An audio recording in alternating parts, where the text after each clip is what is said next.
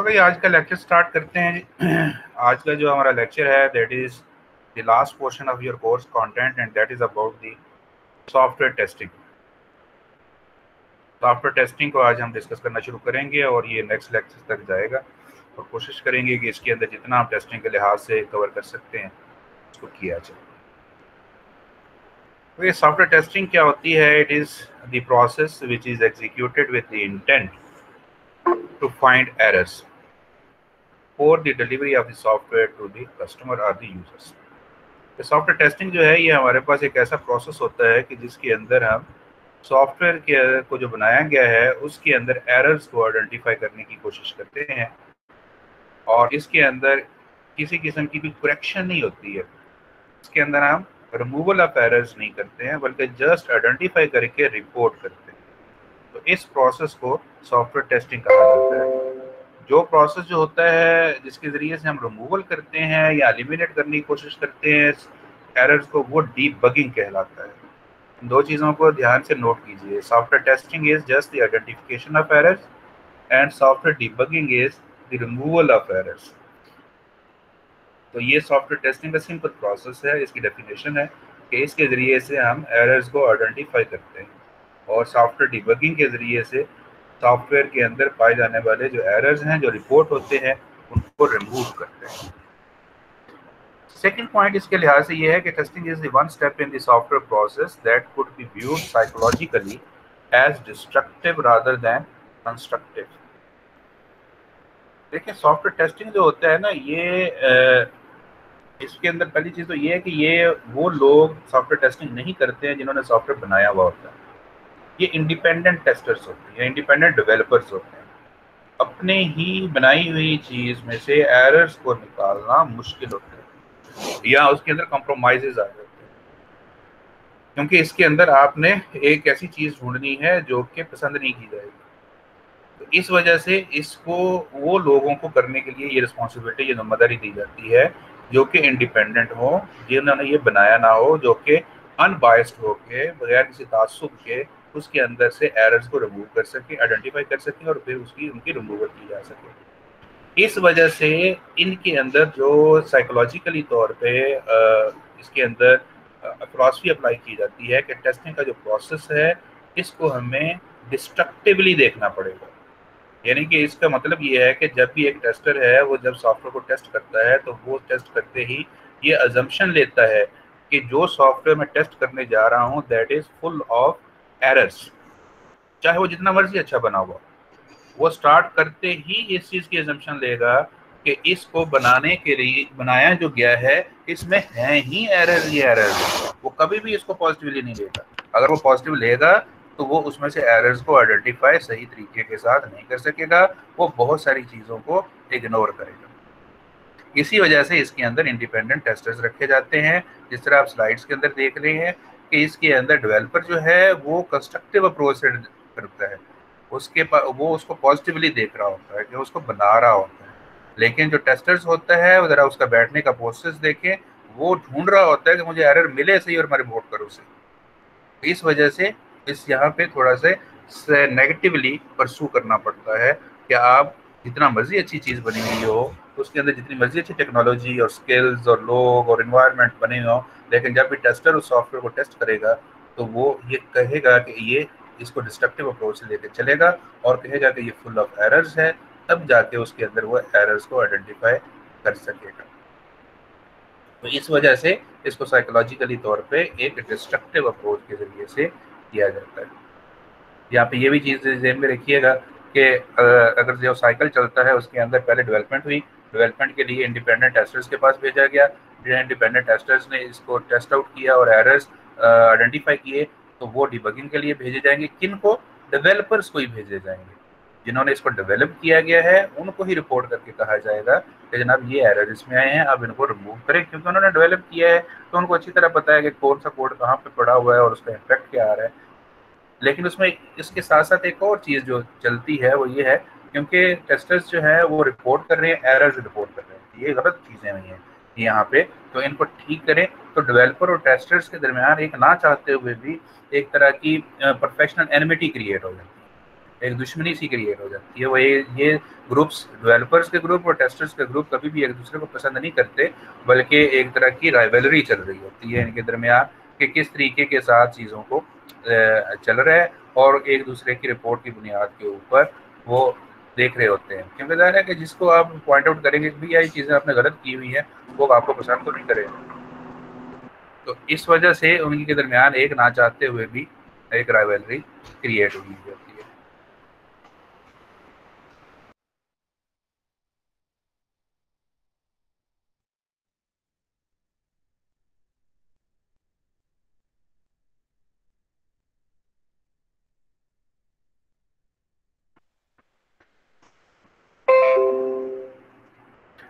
अब जनाब इसके अंदर कुछ और कुछ छोटे छोटे कॉन्सेप्ट्स हैं, उनको लेके चलते हैं, उनको देखते हैं।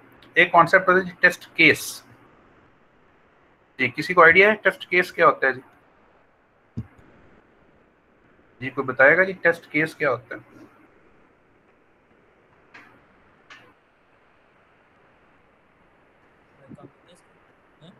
हाँ। जी कोई बताना चाहे तो अपना माइक ऑन कर सकता है।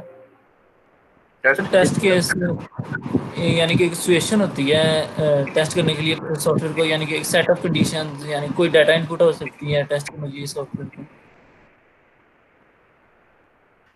जी बिल्कुल सही कहा आपने। Test case is actually the physical actual real situation to test a particular requirement.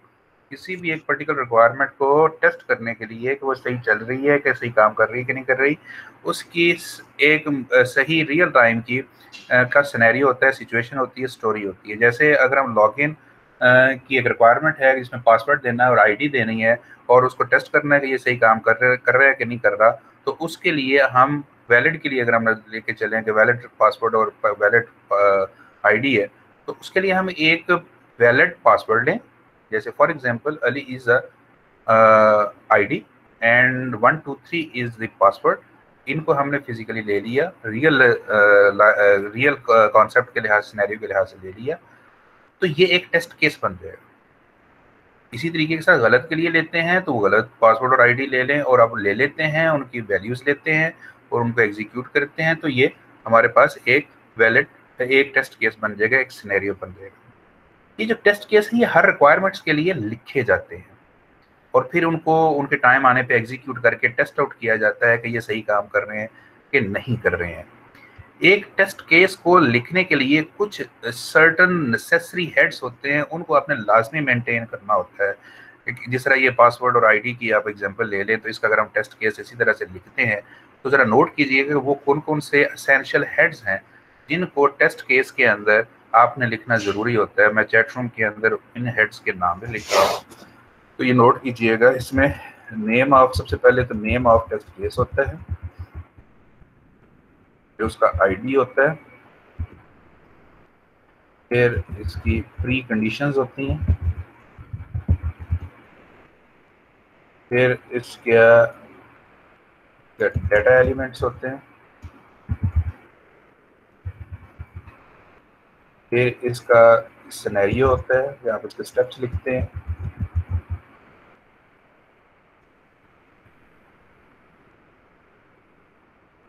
पर पोस्ट कंडीशंस होती हैं,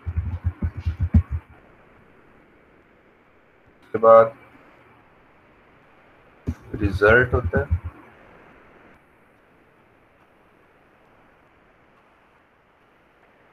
या status.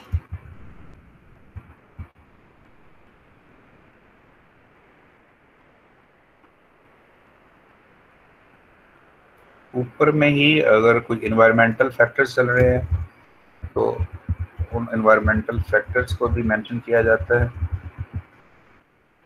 Environmental factors or variables.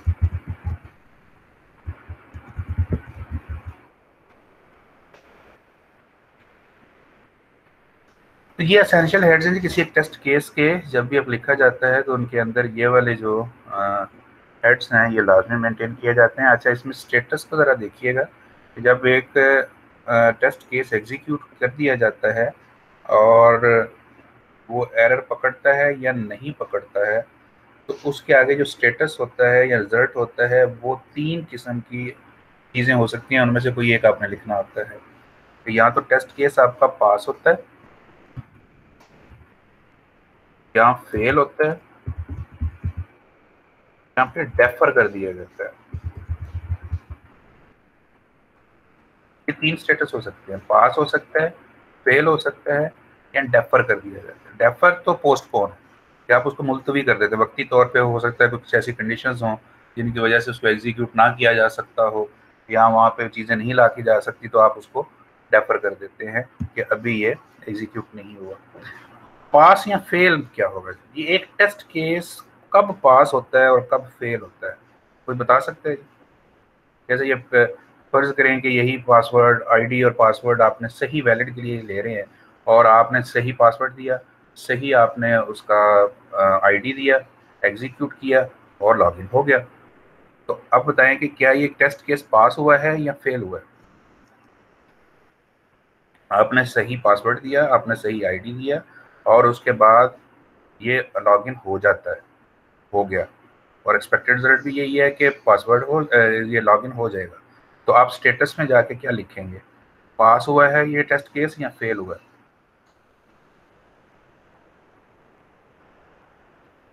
जी बिलाल, किस तरह फेल हुआ है जी? आप अपना माइक ऑन कर सकते हैं।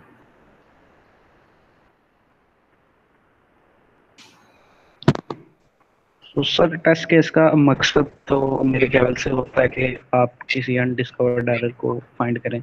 तो अगर उसने कोई एरर नहीं फाइंड किया तो वो फेल होगा। ठीक है, फहीम आप किस तरह कह रहे हैं कि ये पास हो गया? सर इसमें ये है कि हमारा एक्सपेक्टेड रिजल्ट और एक्चुअल रिजल्ट जो दोनों वो सेम आ गए हैं, वो पास होगा। जी, इसमें जो बिलाल का आंसर है वो बिल्कुल सही है, क्योंकि हमने ऑब्जेक्टिव देखना है, गोल देखना है कि हम काम क्या करने जा रहे हैं। हमारा काम क्या है? टेस्टिंग का, और टेस्टिंग का ऑब्जेक्टिव या गोल क्या है? To identify the errors. अगर तो हमारे पास एरर आइडेंटिफाई होता है तो then the test case is passed, and if the error is not identified that it means that this test case is failed। ये इस टेस्ट केस ने हमारे सामने एक एरर को आइडेंटिफाई नहीं किया है, तो इसने नहीं किया है, इस वजह से ये वाले टेस्ट केस का जो स्टेटस हम लिखेंगे वो फेल्ड होगा। अगर एरर आइडेंटिफाई होता है then the test case is passed. तो इस चीज को जरा ध्यान से नोट कर लें, ये अक्सर औकात कंफ्यूज करता है। एक टेस्ट केस उस वक्त पास स्टेटस के अंदर जाएगा जब वो एक एरर को आइडेंटिफाई करके देगा, और अगर वो आइडेंटिफाई करके नहीं देता है तो फिर वो एक फेल्ड टेस्ट केस है। तो ये स्टेटस के अंदर हम इसको मेंशन करते हैं। एक अच्छा टेस्ट केस जाहिर है फिर वो वही होगा जो कि हमें ज्यादा से ज्यादा, जिसकी प्रोबेबिलिटी है कि वो टेस्ट केसेस वो एरर को आइडेंटिफाई करके देगा। इस वजह से टेस्ट केसेस अक्सर औकात उन सिचुएशंस के लिहाज से बनाए जाते हैं, या वहाँ पे हम ज़्यादा कंसंट्रेट करते हैं जहाँ पे कंडीशंस चेंज हो रही होती हैं, या जहाँ पे डाटा बाउंड्री के ऊपर पड़ा हुआ होता है, जहाँ पे सिचुएशंस वेरिएट कर रही होती हैं, तो वहाँ की सिचुएशंस के टेस्ट केसेस ज़्यादा बनाए जाते हैं। वो बेस्ट ऑफ ब्रीड के टेस्ट केस कहलाते हैं, कि या उसको हम आम उर्दू के अंदर कहते हैं नस्ली किस्म के टेस्ट केसेस होते हैं, जिनके चांसेस या probability to identify errors maximum होते हैं। अच्छा जी, कुछ प्रिंसिपल्स हैं टेस्टिंग के, इनको ज़रा जल्दी से देख लें कि जितने भी टेस्ट केसेस हैं आपने वो इस तरह से बनाने होते हैं जो कि कस्टमर की रिक्वायरमेंट्स को फोकस करें। अनरिलेटेड जो टेस्ट केसेस हम नहीं बनाते, क्योंकि उससे टाइम कॉस्ट ज़ाया होती है, तो हम टू द पॉइंट रहते हैं और रिक्वायरमेंट्स को सामने रख के और सिचुएशंस को सामने रख के टेस्ट केसेस बनाते हैं। और ये जो टेस्ट केसेस हैं ये हम शुरू से बनाना शुरू कर देते हैं। आई थिंक सो कि एक दफ़ा हमने इस चीज़ को डिस्कस भी किया था क्लास के अंदर कि टेस्टिंग कब स्टार्ट होती है। तो कब स्टार्ट होती है? It is started immediately after the identification of first requirement. जैसे ही पहली रिक्वायरमेंट आइडेंटिफाई होती है तो टेस्टिंग का प्रोसेस स्टार्ट हो जाता है। टेस्टिंग के प्रोसेस के स्टार्ट होने का मतलब ये है कि जैसे रिक्वायरमेंट आइडेंटिफाई हुई तो उसके साथ ही उसके टेस्ट केसेस या उसकी हम एक आईडी बना लेते हैं, एक रजिस्टर बनाना शुरू कर देते हैं कि इस रिक्वायरमेंट को हमने अल्टीमेटली जब बन जाएगी तो टेस्ट करना है, तो प्लानिंग स्टार्ट हो जाती है। तो testing process is started immediately after the identification of first requirement, but the conduction of testing, जो टेस्टिंग की कंडक्शन होती है, that is started after the coding, वो कोडिंग के बाद स्टार्ट होती है। तो इस तरह से टेस्टिंग का जो प्रोसेस है वो शुरू से ही चल रहा होता है। फिर टेस्टिंग जब स्टार्ट की जाती है तो ये हम एकदम पूरे के पूरे सॉफ्टवेयर की टेस्टिंग नहीं करते, बल्कि वही हम इसमें कॉन्सेप्ट यूज करते हैं डिवाइड एंड कंकर का। हम छोटे छोटे हिस्सों से स्टार्ट करके फिर इन दी लार्ज की तरफ जाते हैं। ये उसी तरह से है जिस तरह हम DFT बनाते हैं, तो पहले कॉन्टेक्स्ट लेवल बनाते हैं, फिर लेवल 1, इस तरह से हम आर्किटेक्चर डिज़ाइन बनाते हैं और उसके बाद कंपोनेंट लेवल डिज़ाइन बनाते हैं। इस तरह यहाँ पर भी टेस्टिंग जो है वो यूनिट्स से स्टार्ट की जाती है और फिर यूनिट्स को आपस में मिलाते इंक्रीमेंटल अप्रोच के ज़रिए से फिर हम जाते हैं मुकम्मल सिस्टम की टेस्टिंग की तरफ चलते हैं। ये आगे जाके जब हम स्ट्रेटजीज़ को डिस्कस करेंगे तो ये चीज़ और आपके सामने वाज़ेह होगी कि किस तरह से हम इंक्रीमेंटल अप्रोच को बनाते हुए इन दी स्मॉल से इन दी लार्ज की तरफ जाते हैं।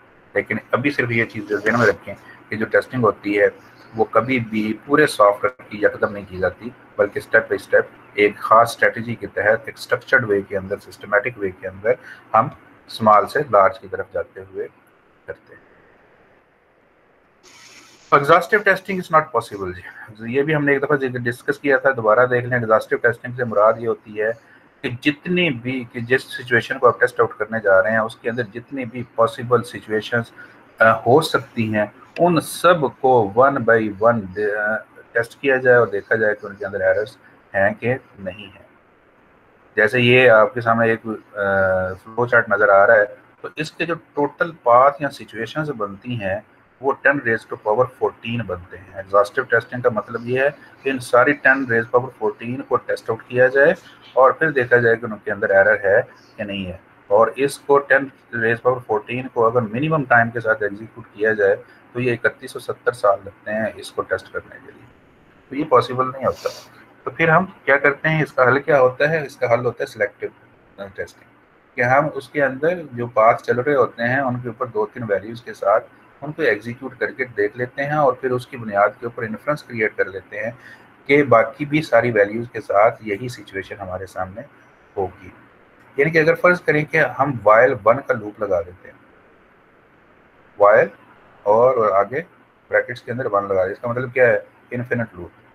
अब इसको टेस्ट करके दिखाएं, ये टेस्ट होगा ही नहीं, क्योंकि उसके अगर एग्जॉस्टिव टेस्टिंग करें उसका मतलब क्या है? इनफाइनाइट वैल्यूज़ लेके चलते चले जाए। सिलेक्टिव टेस्टिंग क्या है?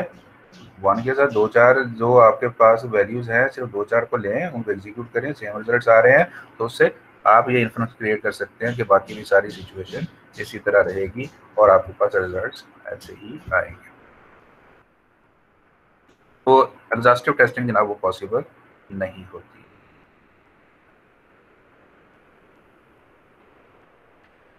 To be most effective, testing should be conducted by an independent third party। ये हम ऑलरेडी डिस्कस कर चुके हैं। हाँ, इसमें ये याद आ गया कि वही जो इंडिपेंडेंट होते हैं इनको आजकल एक वर्ड दिया जाता है, दैट इज ITG। जो इंडिपेंडेंट टेस्टर्स होते हैं उनको ITG कहा जाता है, इंडिपेंडेंट टेस्टिंग ग्रुप।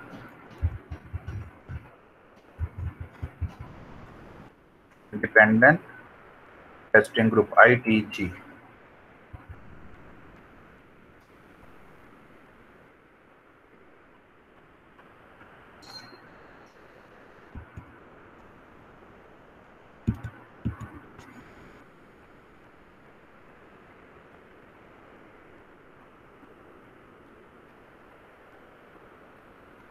जी स्क्रीन नज़र आ रही है? आई थिंक स्क्रीन गायब हुई थी, दोबारा चेक करें जी। स्क्रीन नज़र आ रही है आपको?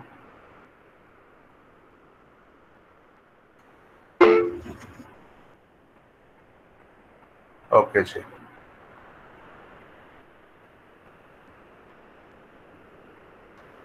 टेस्टिंग के जरिए से जनाब डिफरेंट किस्म के एरर्स हमारे पास आते हैं, उनको हम आइडेंटिफाई कर सकते हैं, रिक्वायरमेंट की कन्फॉर्मेंस को टेस्ट कर सकते हैं, परफॉर्मेंस कैसी चल रही है उनको देख सकते हैं। ये सारी चीज़ें जो होती हैं ये क्वालिटी को शो कर रही होती हैं। तो ये थे हमारे पास जनाब कुछ बेसिक कॉन्सेप्ट्स टेस्टिंग के लिहाज से। अब जब हम टेस्टिंग करते हैं तो आते हैं हम टेस्टिंग की टेक्निक्स की तरफ। टेस्टिंग की दो मेन टेक्निक्स हैं जी। एक चीज़ होती है जी टेस्टिंग टेक्निक और एक चीज़ होती है टेस्टिंग स्ट्रेटेजी। इन दोनों का फ़र्क सबसे पहले समझें। कोई बता सकेगा जी इन दोनों में क्या फ़र्क होता है? टेक्निक क्या होती है और स्ट्रेटेजी क्या होती है? What is the difference between technique and strategy?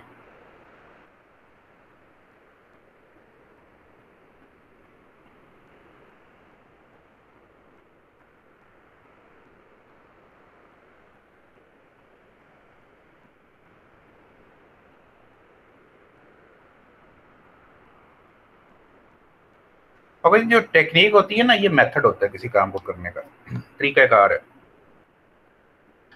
कि आप एक काम को करने का क्या उसको पर्टिकुलरली तौर पे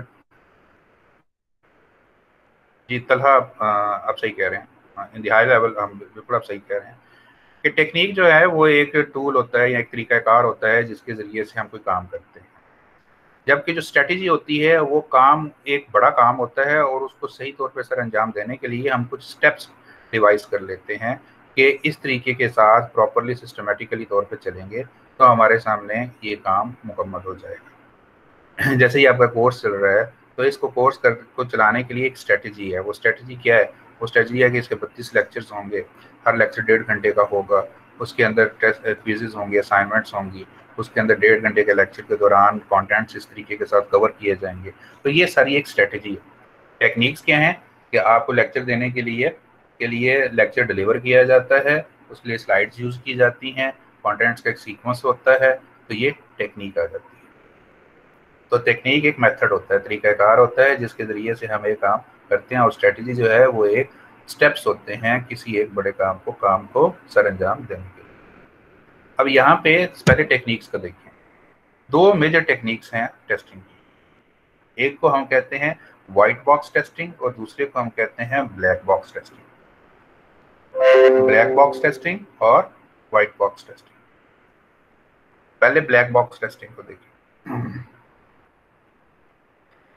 ब्लैक बॉक्स टेस्टिंग असल ओवरऑल जो है ना, सॉफ्टवेयर को टेस्ट करने के लिए हम देखते हैं कि दो चीज़ों को हमने एम्फेसाइज करना होता है कि एक तो ये है कि जो इनपुट्स हम देते हैं किसी भी एक सॉफ्टवेयर को से रिक्वायरमेंट्स को लेने के लिए और उनके अगेंस्ट जो आउटपुट्स आती हैं, तो हमने एक तो ये चेक करना होता है कि जो इनपुट्स देते हैं उनके लिहाज से आउटपुट सही आ रही हैं कि नहीं आ रही। और इंटरनल लॉजिक को हम नहीं देखते, हम सिर्फ ये देखते हैं just the relationship of inputs and outputs, कि क्या इनपुट दी और उसके लिहाज से एक्सपेक्टेडली सही आउटपुट आ रही है कि नहीं आ रही। इस चीज़ को जब हम देखते हैं तो this is known as black box testing.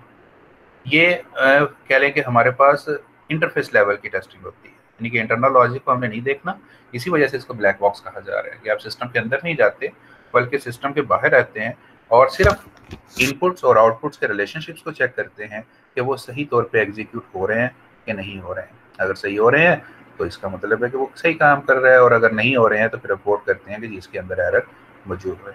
तो इस चीज़ को हम ब्लैक बॉक्स टेस्टिंग कहते हैं। जो वाइट बॉक्स टेस्टिंग होती है उसमें हम लॉजिक को देखते हैं, उसमें हम इंटरनल लॉजिक की तरफ जाते हैं और जितने भी एग्जीक्यूटेबल पाथ होते हैं उस फंक्शन के लिए उन तमाम पाथ को, लॉजिकल पाथ्स को कम से कम एक दफ़ा एग्जीक्यूट करके चेक करते हैं कि वो लॉजिकली तौर पे सही एग्जीक्यूट हो रहे हैं कि नहीं हो रहे हैं। तो उस लिहाज से फिर टेस्टिंग के स्टेटस को रिपोर्ट किया जाता है। तो वाइट बॉक्स टेस्टिंग में लॉजिक को टेस्ट किया जाता है, ब्लैक बॉक्स टेस्टिंग में इंटरफेस लेवल के ऊपर रहते हुए हम सिर्फ ये देखते हैं कि इनपुट्स और आउटपुट्स के रिलेशनशिप सही काम कर रहे हैं या नहीं कर रहे हैं। अब इनको ब्लैक बॉक्स टेस्टिंग और वाइट बॉक्स टेस्टिंग को करने की के तरीक़ाकार है, टेक्निक्स हैं।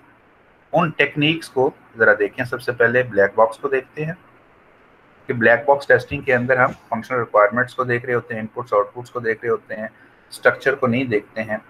इसको करने के लिए बहुत सारी टेक्निक्स हैं या मेथड्स आगे मजीद हैं, लेकिन जो आपके कोर्स के अंदर मैंने रखे हुए हैं वो दो हैं। उसमें पहले है जी equivalence class partitioning. Equivalence class partitioning नाम थोड़ा सा मुश्किल लग रहा है लेकिन कॉन्सेप्ट बड़ा आसान सा है। देखें, हमारे पास एग्जॉस्टिव टेस्टिंग पॉसिबल नहीं होती है। जैसे ये आपके सामने एग्जांपल को देखें तो आपको समझना आसान हो जाएगा कि हम इक्वलेंस क्लास पार्टीशनिंग किसको कह रहे हैं। कि हमारे पास एक सिचुएशन दी गई है कि determine the absolute value for integer. तो इंटीजर की एब्सोल्यूट वैल्यू जो है वो हमने डिटरमिन करनी है तो इसके दो बिहेवियर हो सकते हैं, एक पॉजिटिव इंटीजर्स के लिए और दूसरा नेगेटिव इंटीजर्स के लिए। तो अब देखें इसमें इक्विवेलेंस पार्टीशनिंग ऑटोमेटिकली होगी कि आप टेस्टिंग करें पॉजिटिव इंटीजर्स के लिए अलग से करें, नेगेटिव इंटीजर्स के लिए अलग से करें, तो आपके पास दो इक्विवेलेंस क्लासेस बनेंगी, for positive integers and for negative integers. तो इसको हम इक्विवेलेंस क्लास पार्टीशनिंग कह रहे होते हैं, यानी कि आप इसके अंदर टेस्ट केसेस जब लेंगे तो एक आप टेस्ट केस या दो test cases maximum positive integers के लिए ले लें और इसी तरह से एक या दो टेस्ट केसेस नेगेटिव इंटीजर्स के लिए ले लें, तो आपके पास वो रिजल्ट्स बता रहे होंगे कि वहाँ पे इंटरफेस लेवल के ऊपर सही रिजल्ट्स आ रहे हैं कि नहीं आ रहे, एरर्स हैं कि नहीं है। एक और एग्जांपल देखिए, यहाँ से बिल्कुल क्लियर आपको हो जाएगा कि हम इक्विवेलेंस पार्टीशनिंग किसको कह रहे हैं। फर्ज करें कि हमारे पास एक कंडीशन दी गई है कि काउंट की मिनिमम वैल्यू और मैक्सिमम वैल्यू की रेंज दी गई है कि काउंट का वेरिएबल है उसकी वैल्यू जो राइट वैल्यू है वो 0 से लेकर मैक्स के दरमियान में है और मैक्स से ऊपर होगी तो वो भी अपर बाउंड में चली जाएगी और 0 से कम होगी या 0 होगी तो वो लोअर बाउंड में चली जाएगी। जो राइट वैल्यू है सही वैल्यू है काउंट की वो इस रेंज के अंदर आती है। अब इसकी आपने ब्लैक बॉक्स टेस्टिंग करनी है, तो सबसे पहले आपने इसमें देखना है कि टोटल कितनी इक्विवेलेंस क्लासेस बनेंगी। तो इक्विवेलेंस क्लासेस कितनी बनेंगी इसमें देखेंगे, इसकी वैलिड वैल्यू कौन सी हो सकती है, वो काउंट की वैल्यू हो सकती है जो कि 0 से मैक्स के दरमियान में होगी, एक तो ये क्लास होगी। दूसरी क्लास लोअर बाउंड की होगी, जो वैल्यू 0 या 0 से कम की होगी ये दूसरी क्लास होगी। और तीसरी क्लास कौन सी होगी, जो कि मैक्स या मैक्स से ज़्यादा की काउंट की वैल्यू होगी, तो वो तीसरी क्लास बन गई। तो टोटल इक्विवेलेंस क्लासेस कितनी यहाँ पे बनेगी, 3, 2 इनवैलिड वैल्यूज के लिए और एक वैलिड वैल्यूज के लिए। तो this will be the equivalence partitioning. तो इसको हम इस तरह से इक्विवेलेंस क्लासेस को सबसे पहले आप लेते हैं जब भी आपके सामने कोई कंडीशंस आ जाए, रिक्वायरमेंट आ जाए जिसको आप टेस्ट करने जा रहे हैं, तो सबसे पहले देखें उसके टोटल बिहेवियर्स कितने बनते हैं। इसी तरीके के साथ अगर हम देखें यूजर या लॉगिन की, तो वहाँ पे इक्विवेलेंस क्लासेस कितनी बन सकती हैं। उसके अंदर देखें आपके पास टोटल जो है पासवर्ड और आईडी है। पासवर्ड वैलिड हो सकता है, इनवैलिड हो सकता है, आईडी वैलिड हो सकता है, इनवैलिड हो सकता है। तो दो बिहेवियर वहाँ पे है, आईडी के लिए है, दो बिहेवियर पासवर्ड के लिए है। तो टोटल कितनी बनती है, 4 इक्विवेलेंस क्लासेस वहाँ पे बनेगी, जिनके लिहाज से फिर टेस्टिंग होगी और हमें पता लग जाएगा कि बिहेवियर सही काम कर रहा है कि नहीं कर रहा है। तो इस चीज़ को हम इक्विवेलेंस क्लासेस कहते हैं। इसी की एक्सटेंशन है जी बाउंड्री वैल्यू एनालिसिस, इसी इक्विवेलेंस क्लासेस की, कि जब आप वैल्यूज लें तो आप बाउंड्री की वैल्यूज को अगर आप लेते हैं तो वही चीज़ जो इक्विवेलेंस क्लास पार्टीशनिंग है वही बाउंड्री वैल्यू एनालिसिस बन जाती है, वही चीज़ बाउंड्री वैल्यू एनालिसिस बन जाती है। जैसे ये एग्जांपल यहाँ पे दी गई है कि आप इसको टेस्ट करने लगे हैं कि x की वैल्यू जो है वो 0 से लेके 1 के दरमियान में होगी। इसकी आप करें तो इसमें वैलिड इनपुट को जब आप लेंगे x की वैल्यूज के लिए लेंगे, बिहेवियर तीनों ही हैं, तीनों को हम डील करेंगे कि आपके पास एक बिहेवियर राइट वैल्यू का है और दो बिहेवियर इनवैलिड वैल्यू के हैं। पहले वैलिड को देखें, तो वैलिड के लिए जब वैल्यू आप लेंगे तो आप बाउंड्री से वैल्यू उठाते हैं। तो राइट वैल्यू बाउंड्री की x की कौन सी हो सकती है, वो 0.1 और 0.9 हो सकती है, तो वो ले ली गई। और इस तरह से इनवैलिड इनपुट्स कौन सी हो सकती हैं, जो कि 0 और 1 हो सकती हैं, जो कि बिल्कुल बाउंड्री के ऊपर पड़ी हुई है, क्योंकि वहाँ पे बिहेवियर चेंज हो रहा होता है। तो उनको आपने ले लिया और इनके लिहाज से टेस्ट केसेस बना के आप एग्जीक्यूट करते हैं।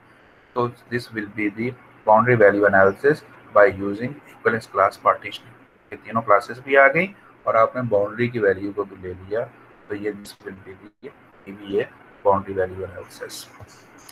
तो ये है ब्लैक बॉक्स टेस्टिंग। जी जनाब, ये क्लियर हुआ है जी ब्लैक बॉक्स टेस्टिंग क्या होती है।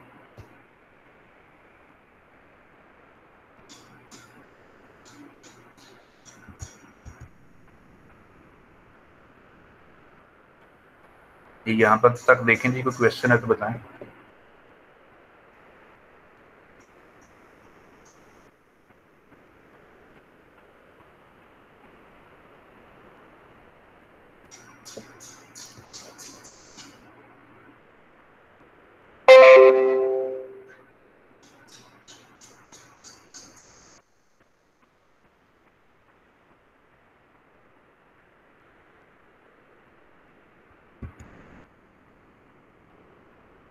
अब ये आगे चलते हैं।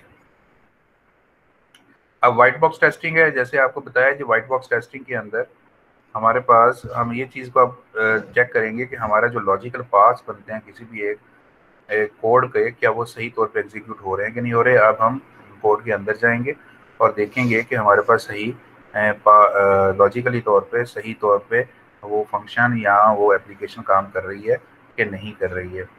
तो इसके लिए जो टेक्निक यूज़ की जाती है या मेथड होता है उसको हम कहते हैं cyclomatic complexity. We try to find out the cyclomatic complexity of a software code. उस कोड की या साइक्लोमैटिक से अगर आप कंफ्यूज हो रहे हैं तो सिर्फ कॉम्प्लेक्सिटी को ज़ेर गौर रखें, उसको समझें कि कॉम्प्लेक्सिटी को फाइंड आउट करने की हम कोशिश करते हैं। एक साइक्लोमैटिक कॉम्प्लेक्सिटी से मुराद क्या है? साइक्लोमैटिक कॉम्प्लेक्सिटी से मुराद होता है कि जैसे ये आपको कोड नज़र आ रहा है, छोटा सा कोड नज़र आ रहा है, तो इसके अंदर आपने ये आइडेंटिफाई करना है कि टोटल पाथ कितने बन रहे हैं, टोटल लॉजिकल पाथ कितने बन रहे हैं।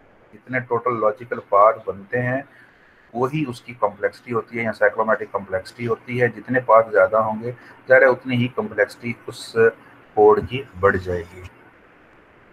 इस कोड को जरा देखें गौर से, फिर हम इसकी साइक्लोमैटिक कॉम्प्लेक्सिटी फाइंड आउट करने की कोशिश करते हैं और फिर देखेंगे कि व्हाइट बॉक्स टेस्टिंग कैसे कंडक्ट होती है। इस कोड को अगर हम थोड़ा सा एनालाइज करें तो देखें कि ये वाइल का लूप लगा हुआ है और उसके अंदर कंडीशंस दो हैं एंड ऑपरेटर के साथ। तो पहले ये कंडीशन ट्रू होगी, फिर ये वाली ट्रू होगी, दोनों ट्रू होंगी तो फिर हम इस वाइल की बॉडी के अंदर जाएंगे। उसके आगे पहली जो है वो एक सीक्वेंस स्टेटमेंट आ रही है, उसके बाद फिर इफ़ की कंडीशन लगी हुई है और उसके अंदर भी दो कंडीशंस लगी हुई हैं एंड ऑपरेटर के साथ, दोनों कंडीशंस ट्रू होंगी। फिर हम इफ़ की बॉडी के अंदर जाएंगे, इफ़ की बॉडी के अंदर दो स्टेटमेंट्स हैं, सीक्वेंस स्टेटमेंट्स हैं, ये दोनों एग्जीक्यूट होंगी तो आई प्लस प्लस के ऊपर चले जाएंगे और यहाँ से वापस लूप के ऊपर जाएंगे और लूप के अंदर जब ये कंडीशन फॉल्स होगी, चाहे पहली फॉल्स हो फिर दूसरी फॉल्स हो, तो ये सारे का सारा यहाँ से आप बाहर निकल जाएंगे। इफ़ की पहली कंडीशन फॉल्स होती है आई प्लस प्लस पे आएंगे, दूसरी कंडीशन फॉल्स होती है, पहले ट्रू होती है दूसरी फॉल्स होती है, अगेन आई प्लस प्लस पे आएंगे। तो this is the analysis of this code. जब हमने साइक्लोमैटिक कॉम्प्लेक्सिटी फाइंड आउट करनी होती है तो उसको फाइंड आउट करने के लिए हम इस कोड की नंबरिंग करते हैं सबसे पहले। Now note the steps to calculate the cyclomatic complexity of a code. ये ध्यान से देखिएगा जी, आप थोड़ी सी चीज़ें टेक्निकल चलेंगी तो इनको स्टेप्स बाय स्टेप्स नोट करते चले जाइएगा। और ये एग्जाम पॉइंट ऑफ व्यू से भी बड़ा इंपॉर्टेंट है ये साइक्लोमैटिक कॉम्प्लेक्सिटी को फाइंड आउट करना। तो इस वजह से ज़रा ध्यान के साथ देखिएगा इसको और साथ साथ चलिएगा।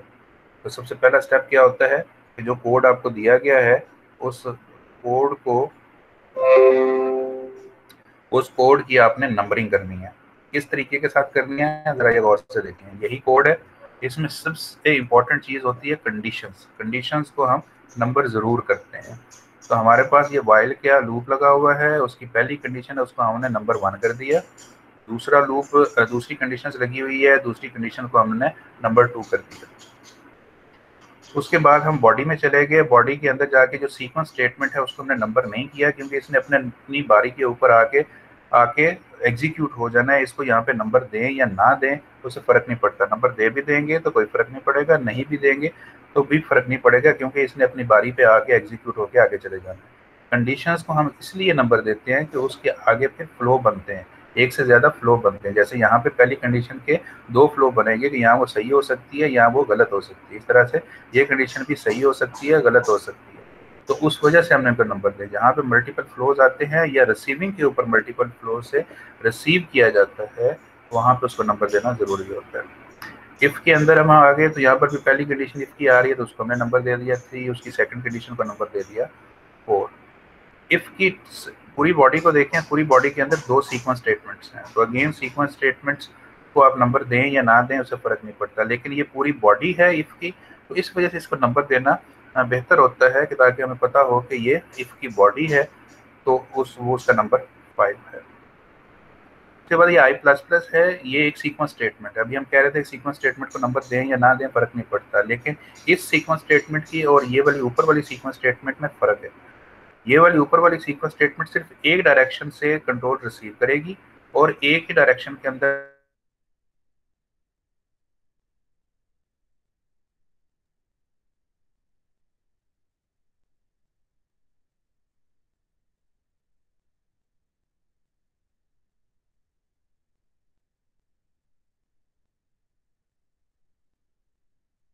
receiving the control can receive the control from 3 directions। एक ये पहली देखें, इफ की अगर पहली कंडीशन फॉल्स होती है then we will go towards 6, second condition false होती है then we will go towards 6, और पूरी बॉडी ये दोनों ट्रू होती हैं और बॉडी पूरी की पूरी एग्जीक्यूट होती है, फिर भी हम 6 के ऊपर आएंगे। तो it is receiving the control from 3 directions, that is why we are marking it, वजह से हम इसको नंबर दे रहे हैं, इसको मार्क कर रहे हैं। तो असूल क्या तय हुआ कि जब भी आपके पास कोई ऐसी सीक्वेंस स्टेटमेंट है जो कि मल्टीपल डायरेक्शन से रिसीव कर रही है कंट्रोल को, तो फिर हम उसको नंबर लाजमी देंगे। लेकिन अगर वो एक ही डायरेक्शन से रिसीव करती है और एक डायरेक्शन में आगे शिफ्ट कर देती है कंट्रोल को, तो फिर आप उसको नंबर दें या ना दें उससे फर्क नहीं पड़ता है। तो हमने यहाँ पे 6 को फिर ये i++ को 6 का नंबर दे दिया। आखिर में ये जी आउटर रीजन के लिए वो निकलने के लिए नंबर हम लाजमी देते हैं, ये आपका एंड पॉइंट होता है। तो 7 is actually the end point जहाँ से हम एग्जिट करते हैं पोर्ट से। So this is the step to mark to number the port. Port को आप इस तरह से नंबर कर लेते हैं। नेक्स्ट स्टेप आता है जी, ये आप सारे साथ साथ है ना जी, या ये क्लियर हुआ है किस तरह कोड को नंबर करते हैं जी? ये चैट रूम के अंदर रिस्पॉन्स ने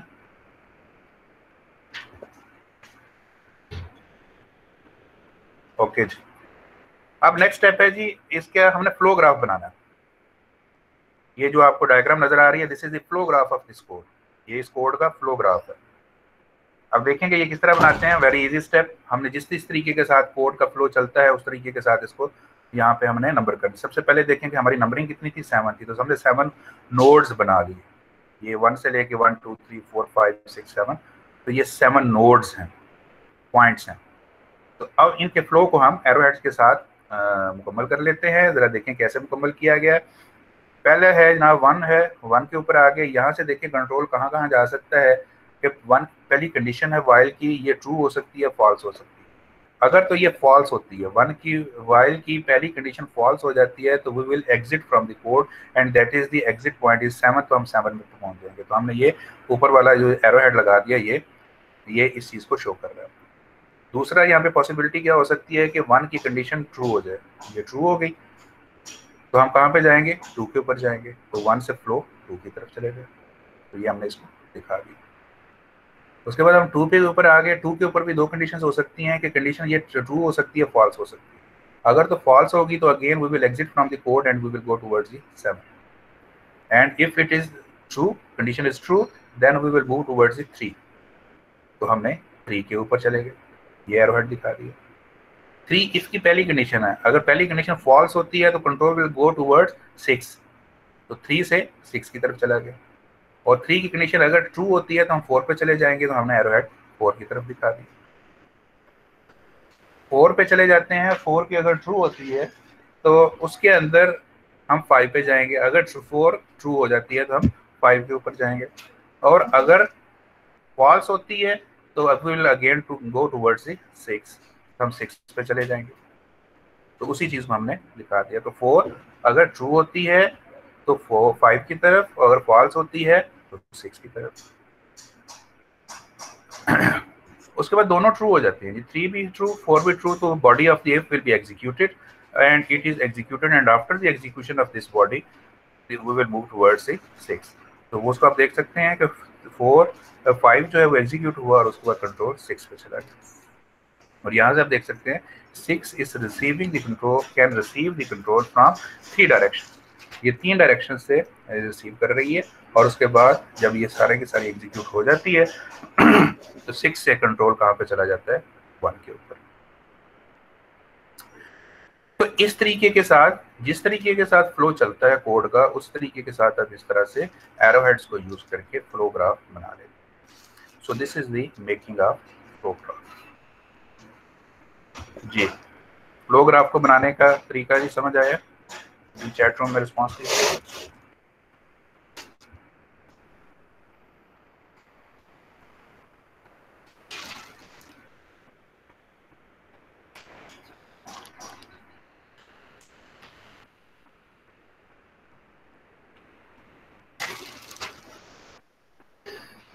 अब जनाब हम कैलकुलेट करेंगे साइक्लोमेटिक कॉम्प्लेक्सिटी। कैसे कैलकुलेट होते हैं।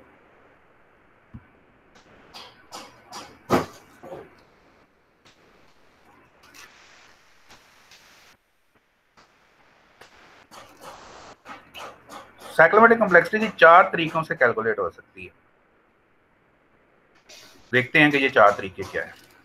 सबसे पहला फार्मूला ये होता है कि जनाब फ्लो ग्राफ के एनक्लोज्ड रीजन्स को काउंट करें और +1 कर लें, that will be the cyclomatic complexity. Enclosed region से मुराद क्या है, ये जरा कलर्ड एरियाज देखें जरा इस फ्लो ग्राफ के।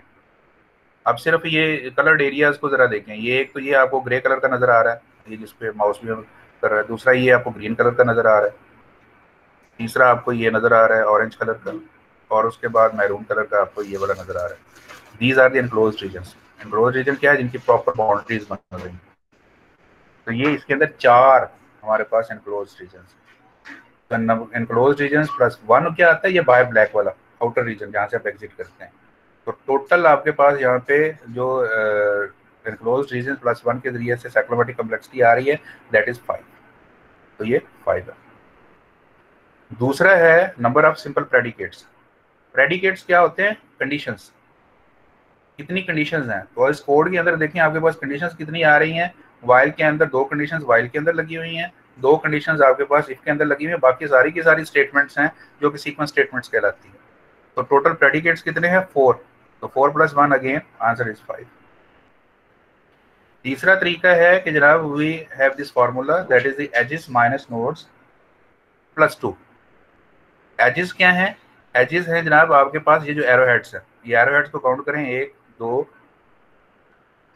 3 4 5 6 7 8 9 10 हमारे पास एरो हेड्स हैं और 7 नोड्स हैं। तो 10 - 7 + 2 अगेन आंसर इज 5। तो ये 3 तरीके ये हैं जो कि फ्लो ग्राफ की मदद से हम ये इसको फाइंड आउट कर लेते हैं साइक्लोमेटिक कॉम्प्लेक्सिटी। चौथा तरीका है that is the by using the graph matrix, जो इस वक्त आपके सामने आपको नजर आ रहा है। ग्राफ मैट्रिक्स को किस तरीके के साथ बनाते हैं, इसको भी जरा जल्दी से देखते हैं। वेरी सिंपल मेथड कि जितने आपके पास नोड्स होते हैं, जैसे यहाँ पे 7 नोड्स हैं, तो 7/7 का आप एक मैट्रिक्स बनाते हैं। यानी कि 7 ऊपर आपने कॉलम्स ले लिए और इस तरह से इधर आपने 7 रोज ले ली। तो 7 रोज और कॉलम्स के साथ 7/7 का मैट्रिक्स बना लें। और उसके बाद आपने इसके अंदर जिस तरह कोड ट्राइवर्स करता है, चलता है, उस तरीके के साथ इसके डाटा इंसर्शन करनी है। इस तरीके के साथ जरा देखें कि जब आपका ये कोड चलता है तो 1 से आप कहाँ पे जाते हैं, 1 से आप 7 के ऊपर जा रहे हैं और 2 के ऊपर जा रहे हैं। तो इस मैट्रिक्स के अंदर आए तो 1 से आप 2 के ऊपर जाएं और वहाँ पे आपने ये क्रॉस लगा दिया, इस तरह 7 के अंदर क्रॉस लगा लिया। इसका मतलब क्या है कि 1 से हम 2 और 7 के ऊपर जा रहे हैं। 2 जो है वो क्या है, वो वाइल की दूसरी कंडीशन है। वहाँ से आप कहाँ जाते हैं, वहाँ से आप यहाँ तो 3 के ऊपर जाते हैं। अगर कंडीशन ट्रू हो जाती है और फॉल्स हो जाती है तो आप 7 पे चले जाते हैं। तो आपने उनके अंदर क्रॉस लगा दी। 3 क्या है, that is the first condition of the while. If की अगर कंडीशन फॉल्स होती है तो वी 3 में जब जाते हैं तो अगर इसकी कंडीशन जो है वो फॉल्स होती है तो वी विल गो टुवर्ड्स 6, और अगर ट्रू होती है तो हम 4 पे जाते हैं।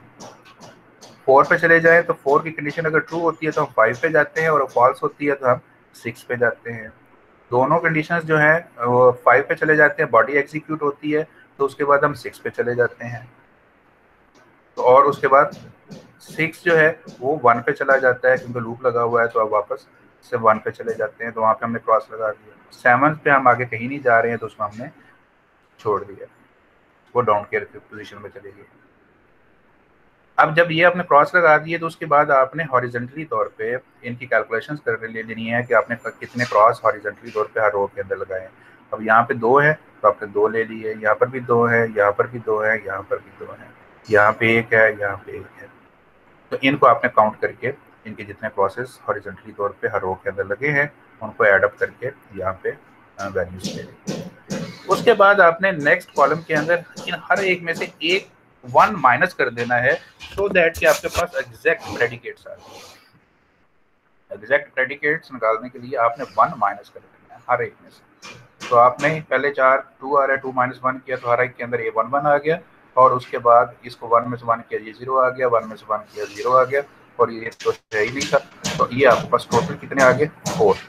और +1 आपने क्या करना है, वो आउटर रीजन के लिए करना है। यहाँ पे जाके तो आपके पास अगेन साइक्लोमैटिक कॉम्प्लेक्सिटी जो है वो 5 आ जाएगी। जो साइक्लोमैटिक कॉम्प्लेक्सिटी को फाइंड आउट करने के लिए सॉफ्टवेयर एप्लीकेशंस बनाई जाती हैं, वो इस ग्राफ मैट्रिक्स के जरिए से बनाई जाती हैं, क्योंकि मैट्रिक्स को हैंडल करना आप भी जानते होंगे, जब मैट्रिक्स की प्रोग्रामिंग करते हैं आप या यूज़ करते हैं तो इसको हैंडल करना बड़ा आसान होता है और इसके ज़रिए से बड़ी आसान हो जाती है। तो साइक्लोमैटिक कॉम्प्लेक्सिटी के लिए जो सॉफ्टवेयर बनाए जा रहे हैं, एप्लीकेशंस बनाई जा रही हैं, वो इसके ज़रिए से बनाई जाती है। So this is the 4 ways to calculate cyclomatic complexity. अब जनाब इसको देखते हैं कि आपको इसकी कितनी समझ आई है। इसके लिए आप जी जी जी क्वेश्चन पूछिए।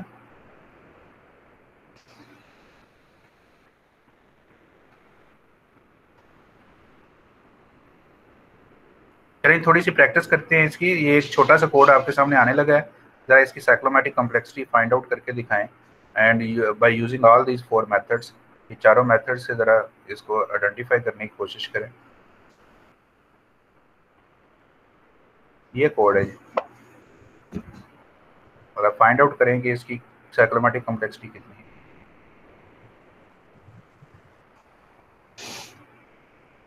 अगर आप सवाल पूछना चाह रहे हैं तो पूछें सवाल। यू कैन यूज योर जी सर, वो मैंने पूछा सर, ये जो हमने 1 माइनस किया है वो एग्जैक्ट प्रेडिकेट निकालने के लिए। जी, एग्जैक्ट प्रेडिकेट से क्या मुराद है? कंडीशंस। देखें ना वहाँ पे बिहेवियर क्या चल रहे थे आप, जहाँ पे आपका फ्लोज चेंज होते हैं या मल्टीपल होते हैं, तो वहाँ पे टोटल कंडीशन तो एक ही है ना। तो वो एक वहाँ पे कंडीशन की परफेक्ट नंबर निकालने के लिए आप 1 माइनस करते हैं मैट्रिक्स के लिहाज से, मैट्रिक्स के अंदर। इसको जरा करके देखिएगा। आपको अभी ये जैसे अभी आप प्रैक्टिस के लिए आपको दिया गया ना, इसका जरा मैट्रिक्स बनाए। पहले साइक्लोमैटिक कॉम्प्लेक्सिटी बाकी 3 मेथड से आइडेंटिफाई करें, उसके बाद इसका मैट्रिक्स बनाएं। आपको वैसे ही समझ आ जाएगी कि हम ये 1 क्यों कर रहे हैं।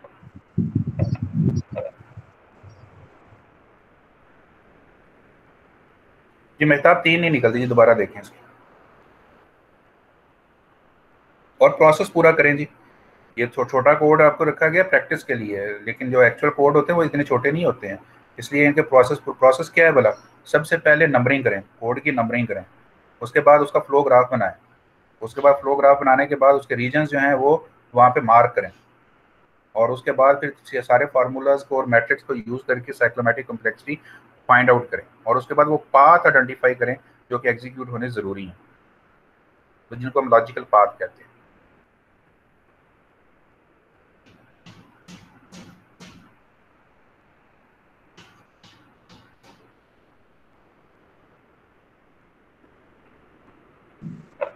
तो सर लास्ट पे 1 2 प्लस कर रहे हैं हम। ये आउटर एग्जिट के लिए, ये तो एग्जिट के लिए, वो एग्जिट वाला जो पाथ है ना वो मैट्रिक्स में नहीं आता।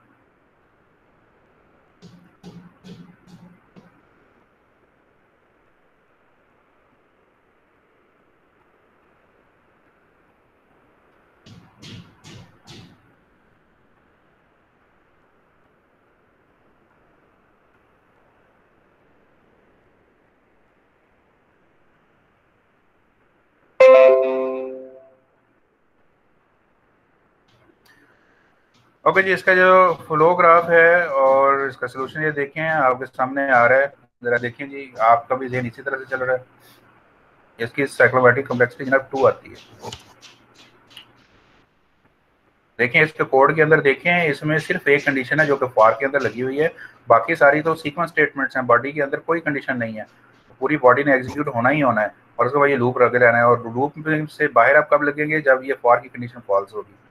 एक ही कंडीशन लगी हुई है फॉर के अंदर, तो एक कंडीशन और एक आउटर रीजन में आपने निकलना है, बाहर जाना है, तो उसके लिए टोटल साइक्लोमैटिक कॉम्प्लेक्सिटी कितनी आएगी, वो 2 आएगी। कि एक आपने ये पाथ चेक करना है कि जब सक्सेस सिनेरियो यानी कि ये लूप सारा का सारा चले, और दूसरा आपने इसके एग्जिट को चेक करना है कि आपका एग्जिट जो है वो सही काम कर रहा है कि नहीं कर रहा है। तो एक ट्रू वैल्यू के लिए और एक फॉल्स वैल्यू के लिए, तो 2 ही इसके लॉजिकल पाथ बनते हैं, और इन 2 लॉजिकल पाथ्स के लिहाज से इसकी साइक्लोमैटिक कॉम्प्लेक्सिटी 2 आती है। इसके आखिर के अंदर एक और कोड दिया गया है जी, आपके घर के लिए होमवर्क है, तो आपके पास टोटल जो है ना ये 4 कोड आपके पास अवेलेबल है। 3 ये स्लाइड्स के अंदर है, एक प्रैक्टिस क्वेश्चन, एक जो है हमने जो एग्जांपल की, उसके बाद एक ये वाली प्रैक्टिस एग्जांपल थी ये, और उसके बाद ये तीसरा कोड ये आपको दिया गया, ये आपने खुद करना है। और चौथा जो है वो आपकी बुक के अंदर, प्रेसमैन की बुक के अंदर एक सॉल्ड एग्जांपल है, बड़ी कॉम्प्रिहेंसिव किस्म की सॉल्ड एग्जांपल है। उस कॉम्प्रिहेंसिव एग्जांपल को आप अगर कर लें सही तौर पे, यानी कि पहले समझें उसे और उसके बाद फिर खुद से उसको बुक बंद करके सोल्यूशन को बगैर देखे अगर आप उसको कर लेते हैं, तो आप उसी को 1 2 3 दफ़ा कर लें तो आपकी साइक्लोमेटिक कॉम्प्लेक्सिटी की प्रैक्टिस काफ़ी हो जाएगी। तो ये होमवर्क भी आपने करना है, इसको करके रख लीजिएगा। ये चारों क्वेश्चंस को प्रॉपर पूरे स्टेप्स के साथ, स्टेप्स को मैं दोबारा रिवाइज कर रहा हूँ। स्टेप्स क्या होंगे? First, number the code, code को नंबरिंग करना, फिर कोड के नंबरिंग के लिहाज से उसका फ्लोग्राफ बनाना, और उसके बाद चारों तरीकों के साथ जो ये स्लाइड्स के अंदर आपको अवेलेबल होंगे, इन चारों तरीकों के साथ साइक्लोमेटिक कॉम्प्लेक्सिटी को आइडेंटिफाई करना। तो ये चारों तरीकों के ज़रिए से ये चारों क्वेश्चंस की आपने प्रॉपरली काम करना है, प्रैक्टिस करनी है और इसका होमवर्क तैयार करके आपने रख लेना। तो ये था जनाब आज का लेक्चर, इसको दोबारा से देख लें। ये क्वेश्चन है तो 11 बजे तक आप पूछ सकते हैं, जो लोग जाना चाहें वो जा सकते हैं। इसके एक और अनाउंसमेंट जो है वो ज़हन में रखिएगा कि आपका जो लास्ट लेक्चर है वो नेक्स्ट थर्सडे को होगा, लेकिन यानी कि नेक्स्ट थर्सडे को आपका लेक्चर होगा और वो 1.5 घंटे का लेक्चर होगा, क्योंकि रमज़ान ख़त्म हो जाएगा और नॉर्मल हम टाइमिंग के ऊपर आ जाएंगे, तो इस वजह से इस चीज़ को ज़हन में रखिएगा। आपका नेक्स्ट थर्सडे को लेक्चर होगा। जो लोग जाना चाहें जी वो जा सकते हैं, जो क्वेश्चन पूछना चाहें तो मैं 11 बजे तक अवेलेबल हूँ।